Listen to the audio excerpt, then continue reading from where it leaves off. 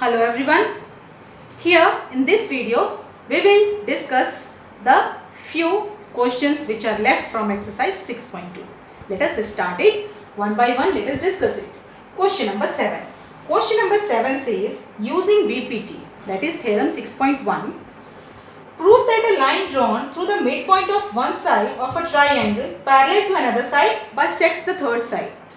Do you recall that theorem that you have studied in class 9? That is midpoint theorem. Midpoint theorem says in a triangle, a line joining the midpoint of one side drawn parallel to the another side will bisect the third side. Similarly, here the same situation. The point from the midpoint, the line from the midpoint of the side of one side parallel to the another side, it will bisect the third side. That means we have to prove AE is equals to CE. Given AD is equals to BD because DE was the midpoint and DE parallel BC. It is also given, and then it will divide the third side, bisect the third side. So in a triangle DE parallel BC, then the ratios which the D and E have divided the sides will be equal. How? By BPT. By BPT, AD upon BD is equals to AE upon CE. But AD is equals to BD, which is given here. So AD is equals to BD can be written, if BD I transpose is to the left hand side, what is left in the right hand side? 1 only, which is equation number 2. Now if we compare equation number 1 and 2, we get what? AD upon BD is equals to this and AD upon BD is equals to 1. So simply AE upon CE will become equal to 1, or CE will be transposed to the right hand side to give us a required result. That means because of this it have bisected the third side, which is the result of the midpoint theorem what we have studied in class 9. Okay. Now question number 8. It is the converse of the midpoint theorem, and here by using converse of basic proportionality theorem we will find it out. So using the theorem 6.2, prove that the line joining the midpoint of any sides of a triangle is parallel to the third side.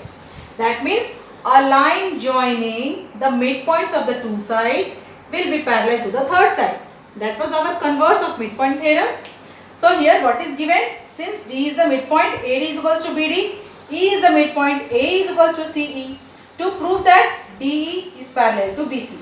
So in triangle ABC, AD is equals to BD.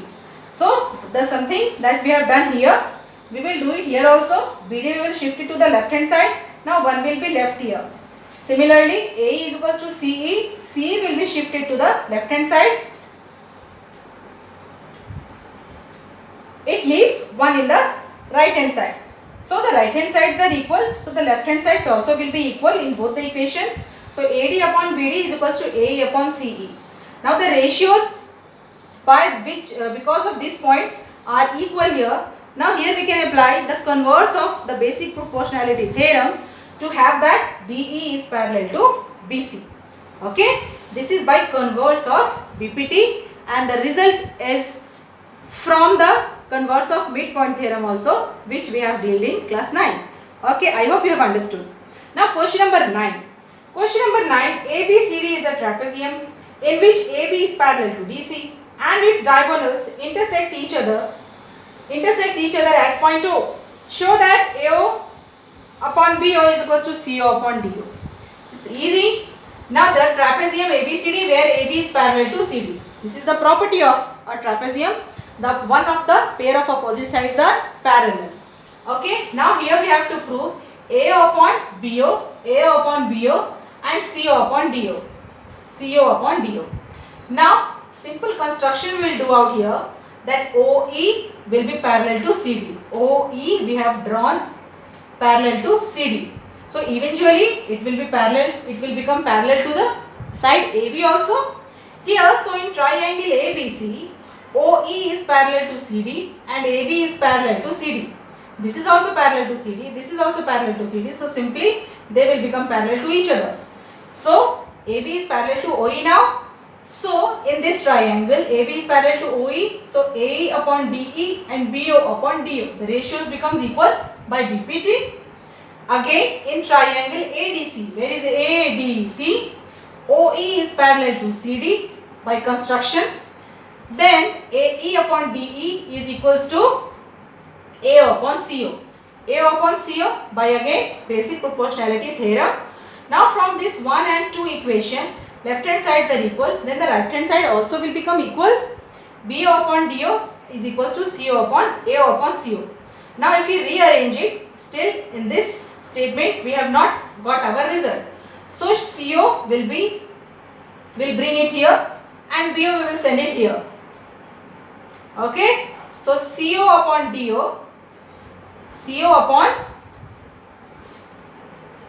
DO and AO upon BO.